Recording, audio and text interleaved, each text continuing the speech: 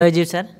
ଜୟଜୀବ sir ଗତ ଅଧ୍ୟାୟରେ ଆପଣ ପତଞ୍ଜଳି ଯୋଗ ଶାସ୍ତ୍ରର ସମାଧିପାଦର ପ୍ରଥମ ଭାଗରେ ଯେଟା 9 ନମ୍ବର ସୂତ୍ର ଆଲୋଚନା କରିଥିଲେ, ଶବ୍ଦ ଜ୍ଞାନ ଅନୁପାତି ବସ୍ତୁ ଶୂନ୍ୟ ବିକଳ୍ପ।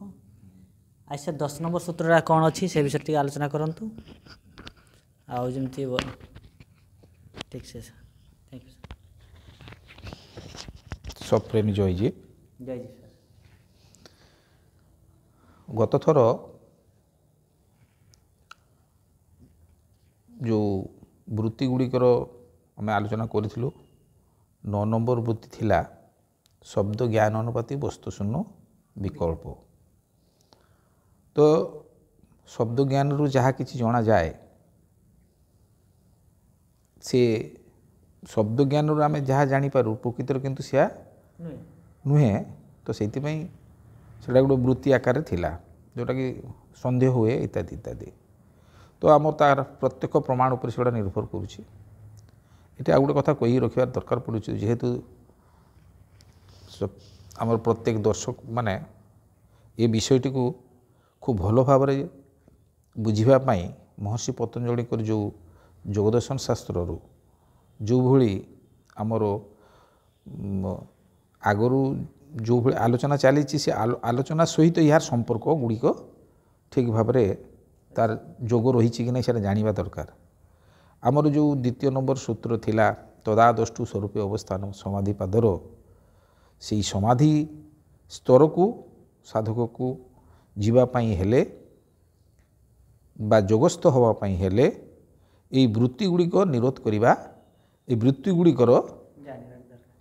ଗୁଡ଼ିକୁ ଜାଣିବା ଦରକାର। ଯେଉଁ ଆମର 50 ପ୍ରକାର ବୃତ୍ତି ଅଛି, ସେଇ ବୃତ୍ତି ଗୁଡ଼ିକ କେଉଁ କେଉଁ ହିସାବରେ ମନରେ ଶଙ୍କା ଜାତ କରିବ, କେଉଁ କେଉଁ ସ୍ଥିତିରେ ସେଇଟା ଆସିକି ଆମକୁ ଶଙ୍କା ଜାତ କରେ, ସେ ବିଷୟରେ ଆମେ ଜାଣିନେଲେ ଆମେ ଜାଣିବୁ ଯେ ଏଇଟା ହେଉଛି ବୃତ୍ତି, ତେଣୁ ଏହାର ଆବଶ୍ୟକତା କିଛି ନାହିଁ। ତ ସବୁଗୁଡ଼ିକ ସାଧନ ସାପେକ୍ଷ, ସବୁଗୁଡ଼ିକ ସାଧନ ସାପେକ୍ଷ। ସତ କାହିଁକି ଇଏ ହେଉଛି ଆମର ମନର ପରିସ୍ଥିତି। ଆମେ ପ୍ରତ୍ୟେକ ସାଂସାରିକ ଲୋକ, ସାଂସାରିକ ପ୍ରାଣୀ ଆମେ। ତେଣୁ ଆମର ସାଂସାରିକ ସବୁ ପ୍ରକାର ବିଷୟ ବସ୍ତୁ ସହିତ ବିଷୟ ସହିତ ଆମେ ଜଡ଼ିତ ରହୁଛୁ। ସେହି ସୂତ୍ରରୁ ଆମର ମନରେ ସବୁ ବୃତ୍ତି ଗୁଡ଼ିକୁ ଜାତ ହେଉଛୁ। ତ ଇଏ ହେଉଛି ପ୍ରକୃତ ଆଧ୍ୟାତ୍ମିକ ଜ୍ଞାନର ଆଲୋଚନା ଚାଲିଛି। ତ ସେ ଆଧ୍ୟାତ୍ମିକ ଆଲୋଚନାରେ ଆମର ଯେଉଁ ଆଜି ଆଲୋଚନାର ବିଷୟ ହେଉଛି ତା ପରସୂତ୍ର, ଯେଉଁଟା ହେଉଛି 10 ନମ୍ବର ସୂତ୍ର, ଯେଉଁ ଅଭାବ ପ୍ରତ୍ୟୟାଲମ୍ବନା ବୃତ୍ତି ନିଦ୍ରା। ଅର୍ଥାତ୍ ସାଧନ କାଳରେ ଯେଉଁ ସାଧକ ମାନେ ଯେତେବେଳେ ସ୍ୱରୂପ ଅବସ୍ଥାକୁ ଯିବା ପାଇଁ ତାଙ୍କର ସେ ସ୍ଥିତି ଆସିଯିବ, ସେହି ମୁହୂର୍ତ୍ତରେ ନିଦ୍ରା ଆସିଯିବାର ସମ୍ଭାବନା ଥାଏ। ତେଣୁ ସେ ନିଦ୍ରା ଆସିଯିବାର ସମ୍ଭାବନା ଥିଲେ ସେତେବେଳେ ସାଧକକୁ କ'ଣ କରିବା ଦରକାର ପଡ଼ିବ, କିଭଳି ସାଧନ କରିବାକୁ ଦରକାର ପଡ଼ିବ, ସେହି ବିଷୟରେ ମହର୍ଷି ପତଞ୍ଜଳିଙ୍କର ଭାଷ୍ୟ ଉପରେ ସଦ୍ଗୁରୁଦେବ ବର୍ଣ୍ଣନା କରିଛନ୍ତି। ତ ଆମର ପ୍ରକୃତ ସ୍ୱରୂପ ଅବସ୍ଥା କ'ଣ, ଯେ ଆମର ସତ୍ ଚିତ୍ ଆନନ୍ଦମୟ ସ୍ଥିତି। ଏଇ 3 ପ୍ରକାର ସ୍ଥିତିରେ ଆମର ହେଉଛୁ ସ୍ୱରୂପଟା। ସତ୍ କାହିଁକି କୁହାଗଲା, ତାର ଅର୍ଥ ହେଉଛି ଯେ 3 କାଳରେ ଏହାର ଅସ୍ତିତ୍ୱ ବୋଧ ରହୁଛି। ଆମର ଯେଉଁ ଚେତନାତ୍ମା, ଚେତନ ଜୀବ, ଆମର ଯେଉଁ ଜୀବନୀ ଶକ୍ତିର 3 କାଳରେ ତାର ଅସ୍ତିତ୍ୱ ବୋଧ ରହୁଛି। ତେଣୁ ସେଇଟା ସତ। ଚେତନ, ତାର ଚେତନତା ରହିଛି, ଜୀବ ମାତ୍ରେ ସେ ଚେତନ, ଆଉ ଜୀବନତାରେ ତାର ଚେତନତା ରହିଛି। ତେଣୁ ଏଇ ଯେଉଁ ଚେତନ, ତେଣୁ ସତ୍ ଚିତ୍, ଆଉ ସେ ପ୍ରକୃତ ସ୍ୱରୂପଟା କ'ଣ ନା ଆନନ୍ଦମୟ ସ୍ୱରୂପ। ତ ଏଇ ଯେଉଁ ଆନନ୍ଦମୟ ସ୍ୱରୂପ, ସତ୍ ଚିତ୍ ଆନନ୍ଦମୟ ସ୍ୱରୂପ, ମହର୍ଷି ପତଞ୍ଜଳିଙ୍କର ଯେଉଁ ଆଲୋଚନା ଭିତରକୁ ଆଣିଛନ୍ତି, ଯେ ଆମର ଜୀବର ପ୍ରକୃତ ସ୍ୱରୂପ ହେଉଛି ଯେଉଁ ସଚ୍ଚିତ୍ ଆନନ୍ଦମୟ ସ୍ୱରୂପ, ଏଇଟା ବହୁ କାଳରୁ ମୁନି ଋଷିମାନେ ମାନି ଆସୁଥିଲେ। ମୁନି ଋଷିମାନେ ସେ ହିଁ ତାଙ୍କର ସେଭଳିଆ ଜ୍ଞାନ ଥିଲା। ସେମିତି ୟୁରୋପୀୟ ଦାର୍ଶନିକ ମାନେ ମଧ୍ୟ ସେଇଭଳିଆ ଜ୍ଞାନ ରଖୁଥିଲେ ଯେ ପ୍ରକୃତ ଆମର ଯେଉଁ ଜୀବାତ୍ମା ହିଁ ହେଉଛି ଆମର ଆନନ୍ଦମୟ ସଚ୍ଚିତ୍ ଆନନ୍ଦମୟ ସ୍ୱରୂପ ବା ସଚ୍ଚିଦାନନ୍ଦମୟ ସ୍ୱରୂପ। ତ ସେଇ ଯେଉଁ ଆନନ୍ଦମୟ ସଚ୍ଚିତ ଆନନ୍ଦମୟ ସ୍ୱରୂପ ଆମ ଭିତରେ ବା ଆମର ଯେଉଁ ଆତ୍ମସ୍ଥିତିକୁ ଗଲେ ଆମେ ଯାହାକୁ ଉପଲବ୍ଧି କରିପାରିବା ଅନୁଭବ କରିପାରିବା ସଂସାର ଭିତରେ ଆମେ ଆନନ୍ଦ ପାଇପାରୁଛୁ ସଂସାର ଭୌତିକ ଜିନିଷ ଭିତରେ ଆନନ୍ଦ ପାଇପାରୁଛୁ ଯେମିତି ଧରନ୍ତୁ ଚିନିରେ ମିଠାଇ ଯେତେବେଳେ ଆମେ ମିଷ୍ଟାନ୍ନ ଯେତେବେଳେ ଆମେ ଖାଉଛୁ ଯେତେବେଳେ ଚିନିରେ ଯେଉଁ ମିଠାର ସ୍ୱାଦ ଯେତେବେଳେ ଆମେ ନେଉଛୁ ଯେତେବେଳେ ଆମେ ଭୋଗ କରୁଛୁ ସେତେବେଳେ ଆମକୁ ବହୁତ ଆନନ୍ଦ ଲାଗୁଛି କିନ୍ତୁ ସେଇ ମିଠାଇରେ ଆନନ୍ଦ ଥରେ ଖାଇସାରିଲା ପରେ ଦ୍ୱିତୀୟ ଥର ତାର ସେଭଳି ଆନନ୍ଦ ସେଥିରୁ ଆଉ ମିଳିବ ନାହିଁ ଏ ହେଉଛି ଭୌତିକ ସଂସାରର ପ୍ରତ୍ୟେକ ଜିନିଷର ଆମେ ଯେଉଁ ସଂସାରରେ ମନୁଷ୍ୟ ଆକ୍ଚୁଆଲି ପ୍ରକୃତ ସଂସାର ମନୁଷ୍ୟ ଆନନ୍ଦମୟ ସ୍ଥିତି ଆନନ୍ଦ ଖୋଜି ବୁଲୁଛି ପ୍ରତ୍ୟେକ ସ୍ଥିତିରେ ଆନନ୍ଦ ଖୋଜି ବୁଲୁଛି ପ୍ରତ୍ୟେକ ଜିନିଷରେ ବି ଆନନ୍ଦ ଖୋଜି ବୁଲୁଛୁ କିନ୍ତୁ ସେ ଯେଉଁ ଆନନ୍ଦ ଗୁଡ଼ିକ ମିଳିବ ସେ କ୍ଷଣିକ ମାତ୍ର କିନ୍ତୁ ଯେଉଁ ଆମର ଆତ୍ମାନନ୍ଦ ସିଏ ଥରେ ପାଇସାରିଲା ପରେ ପୁଣି ବାରମ୍ବାର ପାଇବାକୁ ତାର ଆଗ୍ରହ ବଢ଼ିବ ଇଚ୍ଛା ଶକ୍ତି ବଢ଼ିବ କିନ୍ତୁ ସାଂସାରିକ ଜୀବଗୁଡ଼ିକ ସାଂସାରିକ ଯେଉଁ ଭୌତିକ ପଦାର୍ଥ ଭିତରୁ ଯେଉଁ ଆନନ୍ଦ ପାଇଗଲେ ଥରେ ଦ୍ୱିତୀୟ ଥର ତାର ଆନନ୍ଦ ନେବା ପାଇଁ କାହାର ଇଚ୍ଛା ହୁଏ ନାହିଁ ଯେମିତି ପ୍ରକୃତ ହଁ ଆଉ ମିଠା ଦେଲେ ବି ମଧ୍ୟ ସେ ସେଥିରେ ଆନନ୍ଦ ପାଇବନି କି ଖାଇବ ବି ନାହିଁ ସେମିତି ଆପଣଙ୍କର ବହୁତ କ୍ଷୁଧା ଲାଗିଛି କ୍ଷୁଧା ନିବୃତ୍ତି ଯେତେବେଳେ ହେଇଯିବ ପୁଣି ଆଉ ଥରେ ଖାଦ୍ୟ ଆସିଲେ ମଧ୍ୟ ସେ ଖାଇବ ନାହିଁ ତ ଖାଦ୍ୟର ସୁଖ ସେଥିରେ ଆଉ ସେ ପାଇବ ନାହିଁ ବା ଆନନ୍ଦ ପାଇବ ନାହିଁ ତ ଇଏ ହେଉଛି ଭୌତିକ ସ୍ଥିତିର କଥା ପ୍ରକୃତରେ ଦେଖିବାକୁ ଗଲେ ଜୀବ ହିଁ ହେଉଛି ଆନନ୍ଦ ସ୍ୱରୂପ ଜୀବ ହିଁ ହେଉଛି ଆନନ୍ଦ ସ୍ୱରୂପ କିନ୍ତୁ ଜୀବ ଆନନ୍ଦ ସ୍ୱରୂପ ଆମ ଭିତରେ ଅଛି କିନ୍ତୁ ଆମେ ଜାଣିପାରୁନା କାହିଁକି ସେ ବିଷୟରେ କହିଦେବାର ଅଛି ତାର କାରଣ ହେଉଛି ଯେମିତି ଆମର କୌଣସି ଆଇନା ମାନେ ଯେଉଁଟାକୁ ଆମେ ଦେଖିପାରୁ ଆଇନା ଉପରେ ଯେଉଁ ପ୍ରତିବିମ୍ବ ପଡ଼ୁଛି ଯେତେବେଳେ ଆପଣଙ୍କର ନାଲି ପର୍ଦ୍ଦା ଗୋଟେ ଯଦି ତାକୁ ଦିଆଯିବ ନାଲି ରଙ୍ଗର ପ୍ରତିଛବି ସେଥିରେ ଦେଖାଯିବ ସେମିତି ନୀଳିଆର ଦେଲେ ନୀଳିଆର ପ୍ରତିଛବି ସବୁ ଦେଖାଯିବ ଆଉ ଧଳା ରଙ୍ଗର ଦେଲେ ଧଳା ରଙ୍ଗର ବି ମଧ୍ୟ ପ୍ରତିଛବି ଦେଖିଯିବ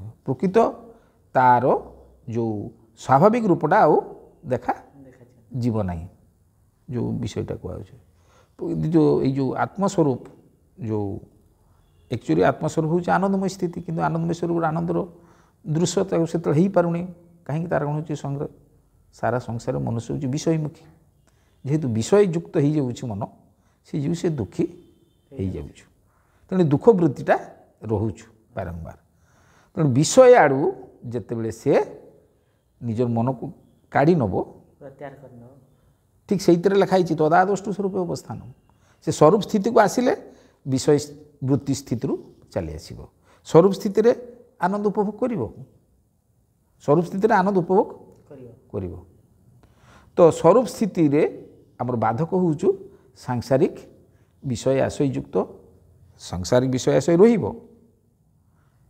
ସାଧାରଣତଃ ଯୋଗୀ ଏତିକି ତାର ଆବଶ୍ୟକ ରହୁଛି କ'ଣ କି ସେ ସ୍ୱରୂପସ୍ଥ ହେବା ପାଇଁ ହେଲେ ସଚ୍ଚିଦ ଆନନ୍ଦମୟ ସ୍ୱରୂପକୁ ତାକୁ ପ୍ରାପ୍ତ କରିବା ପାଇଁ ହେଲେ ବିଷୟ ଆନନ୍ଦ ତାକୁ ସ୍ୱରୂପ ଅବସ୍ଥା ସ୍ଥିତିକୁ ପ୍ରତ୍ୟେକ ଦିନ ସାଧନ ମାଧ୍ୟମରେ ତାକୁ ଯିବାକୁ ପଡ଼ିବ ନିଜ ଭିତରକୁ ଗଲେ ଆତ୍ମାନନ୍ଦର ଉପଭୋଗ କରିପାରିବ ଆଉ ସଂସାରକୁ ପୁଣି ଫେରି ଆସିଲେ ସଂସାର ଆନନ୍ଦ ଉପଭୋଗ କରିପାରିବ ସଂସାରକୁ ଉପଭୋଗ କରିପାରିବ କିନ୍ତୁ ସଂସାର ତାକୁ ଆଉ ଭୋଗ କରିବନି ଏଠି ସବୁଠୁ ବଡ଼ ବିଷୟ ହେଉଛି ସାରା ସଂସାରରେ ମନୁଷ୍ୟକୁ ସଂସାର ହିଁ ଭୋଗ କରୁଛି ମନୁଷ୍ୟ କିନ୍ତୁ ସଂସାରକୁ ଭୋଗ କରିପାରୁନାହିଁ ତ ସେଇ ସୂତ୍ରରେ ଆମର ଯେଉଁ ସାଧନର ଯେଉଁ ଆଜି ଯେଉଁ ବିଷୟଟିକୁ ଅଛି ଯେ ଆମର ନିଦ୍ରା ସାଧନ କ୍ଷେତ୍ରରେ ଯେଉଁ ବୃତ୍ତି ରୂପରେ କେମିତି ଆମର ବାଧକ ହେଉଛି ସାଧାରଣତଃ ସାଧକ ଯେତେବେଳେ ସାଧନ କରୁ କରୁ ସାଧନର ଯେଉଁ ଶେସ୍ତରକୁ ଯେତେବେଳେ ତାର ମନ ଯେତେବେଳେ ଆତ୍ମସ୍ଥ ହେବାକୁ ଯାଉଥିବ ସେତେବେଳେ ଯେତେବେଳେ ବିଷୟ ଶୂନ୍ୟ ହେଇଯିବ ସାଂସାରିକ ସବୁ ବିଷୟ ଶୂନ୍ୟ ହେଇଗଲା ବେଳକୁ ତାଙ୍କ ଭିତରେ ଗୋଟେ ଅଭାବ ଆସିଯିବ ସବୁ ଯେତେବେଳେ ବିଷୟ ଆଶୟ ଯେତେବେଳେ ବିଷୟ ଶୂନ୍ୟ ଅବସ୍ଥା ଆସିଗଲା ମାତ୍ରେ ଯେତେବେଳେ ମନ ଏକାଗ୍ର ହେଇଯିବାକୁ ଯିବ ଠିକ୍ ସେହି ସମୟରେ ନିଦ୍ରାଟି ତମଗୁଣଯୁକ୍ତ ନିଦ୍ରା ଚାଲି ଆସିବ ତ ଏଇ ତମଗୁଣଯୁକ୍ତ ନିଦ୍ରା ଯେ ଆସିବ ସାଧକକୁ ପାଇଁ ତାକୁ ସଚେତନ ରହିବାକୁ ପଡ଼ିବ। ତ ସେଇଥିପାଇଁ ଆମର ତାର ବିଷୟଟିକୁ ଜାଣିଲେ ସେ ସେଇଥିରୁ ନିବୃତ୍ତି ପାଇପାରିବ, ନିଦ୍ରାରୁ କେମିତି ସେ ଓହରି ଆସିପାରିବ। ତ ଯେମିତି ମନ ଏକାଗ୍ର ହୋଇଥିବ, ଯେତେବେଳେ ଅଭାବ କାରଣରୁ ଯେତେବେଳେ ନିଦ୍ରା ଚାଲି ଆସିବ, ତେଣୁ ସେ ନିଦ୍ରାବୃତ୍ତିରୁ ବାହାରିବା ପାଇଁ ତାର ଅନ୍ୟ ସ୍ଥିତିକୁ ସେ ଯିବ। ଆଚ୍ଛା, ଏଇଟା ଆଉ ଗୋଟେ କଥା ବିଷୟ ରହୁଛି ଯେ ଆମର ନିଦ୍ରାଟା ଆସୁଛି କ'ଣ ପାଇଁ, ଆସିବ କାହିଁକି ସାଧକ ଉପରକୁ, ତାର କାରଣ ହେଉଛି ଅଭାବ କାରଣ, ଅଭାବ ପ୍ରତ୍ୟୟ, ଅଭାବ କାରଣରୁ ମନ ଅବଲମ୍ବନ କରୁଛି ନିଦ୍ରା, ଅଭାବ କାରଣରୁ। ତ ସାଧକ ଯଦି ତାର ଠିକ୍ 7 ଘଣ୍ଟା 8 ଘଣ୍ଟା ଯେଉଁ 6 ଘଣ୍ଟା କି 7 ଘଣ୍ଟା ଯେଉଁ ଶୋଇବା କଥା, ନିଦ୍ରା ଯେଉଁ ଭୋଗ କରିବା କଥା, ସେହା ଯଦି ନ ହେଇପାରିଥିବ, ନ ଶୋଇଥିବ ବା ଯଦି ଅତିରିକ୍ତ ଖାଦ୍ୟ ଭୋଜନ କରିଦେଇଥିବ, ଅଳସୁଆମୀ ଆସିବ, ବା ଠିକ୍ ସମୟରେ ଯଦି ସେ ବିଶ୍ରାମଟି ନେଇନଥିବ, ଏହିସବୁ ଦୃଷ୍ଟିରୁ ତାର ନିଦ୍ରା ତା ଆଡ଼କୁ ଚାଲି ଆସିବ। ତ ସେଇସବୁ କ୍ଷେତ୍ରକୁ ମାନେ ସେ ଲକ୍ଷ୍ୟ ରଖି ସେହି ହିସାବରେ ସେ ତାଙ୍କର ସାଧନ କ୍ଷେତ୍ରକୁ ଇଏ କରିବ। ତ ଏଇଠି ଯେଉଁ ଆମର ସାଧନ କ୍ଷେତ୍ରରେ ଯେତେବେଳେ ମନ ଏକାଗ୍ର ହେବ, ସେ ସିନା ନିଦ୍ରା ଆସିବା ପୂର୍ବରୁ ତାର ଜାଣିଯିବା ଦରକାର, ନିଦ୍ରା ଆସିବା ପୂର୍ବରୁ ସେ ଯଦି ଆଉ ଗୋଟେ ପଥ ଅବଲମ୍ବନ କରେ, ଯେଉଁଟାକି ଆମର ସମାଧି ପଦରେ ଦିଆହେଇଛି ଯେ ନିଦ୍ରା ଗୋଟେ ଆମର ରାସ୍ତାରେ ଆସିବ ସମାଧି ଆଡ଼କୁ ଯିବା ବେଳକୁ, ନିଦ୍ରା ସମାଧି ଆଡ଼କୁ ଯିବା ବେଳକୁ ଯେଉଁ ଆସିଯିବ, ସେଇଠି ସମୟରେ ତାକୁ ମନନ ଚିନ୍ତନ କରିବାକୁ ପଡ଼ିବ। ଆଉ ସେତେବେଳେ ହେଉଛି ମୁଁ ସତ୍ ଚିତ୍ ଆନନ୍ଦ ସ୍ୱରୂପ, ସତ୍ ଚିତ୍ ଆନନ୍ଦର ଯେଉଁ ସ୍ୱରୂପର ଭାବନା ସାଧକକୁ ରଖିବାକୁ ପଡ଼ିବ। ଯେତେବେଳେ ନିଦ୍ରାରୁ ସେ ସେତେବେଳେ ନିବୃତ୍ତି ହେଇଯିବ, ସ୍ୱରୂପସ୍ଥ ଆଡ଼କୁ ଚାଲିବ। ତ ସ୍ୱରୂପର ଭାବନାଟା ସ୍ୱରୂପ ଭାବନା ବୃତ୍ତି ଭାବନା। ତାହେଲେ ସାର୍ ମୁଁ ଟିକେ ପଚାରିବାକୁ ଚାହୁଁଛି, କୁହନ୍ତୁ। ଯଦି ଆମ ଅଭାବ ପ୍ରତ୍ୟାଲମ୍ବନ ବୃତ୍ତି ନିଦ୍ରା ଯଦି ତା ପାଇଁ ହେଲେ ପୂର୍ବରୁ ବି ପ୍ରସ୍ତୁତି ଆବଶ୍ୟକ ହେଉଛି, ଯେମିତି ଖାଇବା ପିଇବା ଶୋଇବା ସବୁ ଜିନିଷ। ନିଶ୍ଚିତ ସାଧନ ଯିଏ କରିବ ସାଧକ, ତା ପୂର୍ବରୁ ସାଂସାରିକ କାର୍ଯ୍ୟ ଗୁଡ଼ିକ ତାର ମାର୍ଜିତ ହେଇଯିବ। ସାଧନ କରିବା ପୂର୍ବରୁ ସାଧନ ଇଏ ହେଉଛି ଆମର ସବୁଠୁ ବ୍ରହ୍ମବିଦ୍ୟା, ଯୋଗ ବିଦ୍ୟାଟା ହେଉଛି ବ୍ରହ୍ମବିଦ୍ୟା। ତେଣୁ ଇଏ ବ୍ରହ୍ମବିଦ୍ୟାର ସାଧନ ଯିଏ ଆରମ୍ଭ କରିବ, ତାଙ୍କର ସାଂସାରିକ ଜୀବନ ଭିତରେ ନିଜକୁ ସେହି ହିସାବରେ ସେ ତିଆରି କରିବ। କ'ଣ ହେଲେ କ'ଣ ପାଇଁ ତାର ସାଧନରେ ବାଧା ପଡ଼ିବ, କେଉଁ କର୍ମ କଲେ ତାର ସାଧନରେ ବାଧା ପଡ଼ିବ, ସାଂସାରିକ ସବୁ କର୍ମ ସେ କରିପାରିବ, କିନ୍ତୁ ଏଇଭଳି ତାର ସାଂସାରିକ ଜ୍ଞାନ ରଖିବାକୁ ପଡ଼ିବ। ସାଂସାରିକ ଜ୍ଞାନ ଭିତରେ ତା ପାଇଁ କେଉଁଟା ବାଧକ ପଡ଼ୁଛି ସାଧନ କରିବାରେ, ସେ ସେଇଥିରେ ସଦା ସଚେତନ ସେ ରହିବ ଆଉ ନିଜକୁ ପ୍ରସ୍ତୁତ କରିବ। ତ ତା ପୂର୍ବରୁ ଆମର ସାଧନର ଗୋଟେ ପଦ୍ଧତି ଅଛି, ନିଦ୍ରା ପାଇବା ପୂର୍ବରୁ ଗୋଟେ ତ୍ରାଟକ ସାଧନ ଅଛି। ସେ ତ୍ରାଟକ ସାଧନ ଯଦି ସାଧକ କରିନେବ, ତାହେଲେ ନିଦ୍ରା ଆସିବ ଆସିବ ନାହିଁ, ଆସିବ। କିନ୍ତୁ ତା ପୂର୍ବରୁ ଆମର ଯେଉଁ ପ୍ରସ୍ତୁତି ଦରକାର, ଯେ ଠିକ୍ ସମୟର ଆହାର ନିଦ୍ରା ଏଥିରେ ସଂଯତ ବା ସଂଯମ ରଖିବା ଦରକାର, ଏସବୁ ସଂଯମ କରିବା ଦରକାର।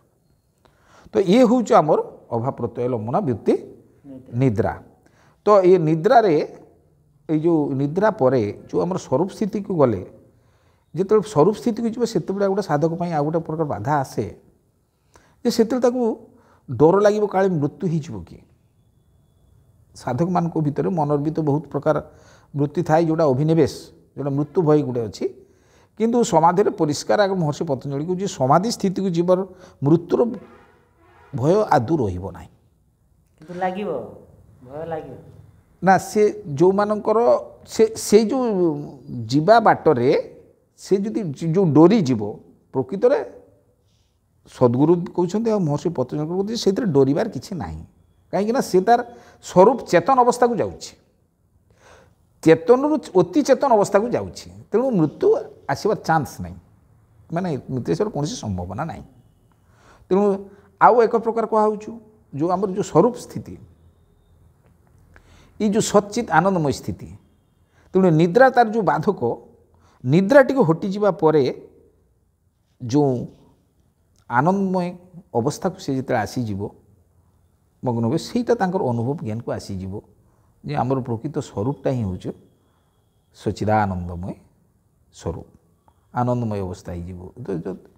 ତ ତ ସାଂସାରିକ ସାଧାରଣ ଜୀବ ଯେତେବେଳେ ଜାଣିଯିବ ଯେ ମୁଁ ହେଉଛି ସେ ଆନନ୍ଦମୟ ସ୍ୱରୂପ, ପୁଣି ଯେତେବେଳେ ସେ ସଂସାରମୁଖୀ ହେଇଯିବ, ତାଙ୍କର ସଂସାରରେ ଥାଇକି ବି ମଧ୍ୟ ତାଙ୍କର ପ୍ରତ୍ୟେକ କର୍ମଟା ବି ମଧ୍ୟ ସେଇ ପରିପ୍ରେକ୍ଷରେ ମାନେ ସେ ଆନନ୍ଦମୟ ସ୍ଥିତିରେ ସେ କରୁଥିବ, ସ୍ୱରୂପ ସ୍ଥିତିରେ ସେ କେବେ ଆଉ ଭୁଲିବ ନାହିଁ। ତ ତା ଦ୍ୱାରା ସଂସାରରେ କୌଣସି ପ୍ରକାର ଅନିୟମ କାମ ଅନୈତିକ କାମ ହେବ ନାହିଁ। ତେଣୁ ଯୋଗ ରହୁଛି ନିତାନ୍ତ ଆବଶ୍ୟକ। ଏଥିରେ ଆଜିକା ପାଇଁ ଏତିକି ସମୟ ସପ୍ରେମୀ ଜୟଜୀବ। ଜୟଜୀବ ସାର୍। ପୁଣି ଏହାର ପର ସୂତ୍ରରେ ଆଲୋଚନା କରିବା। ଆଜ୍ଞା ସାର୍।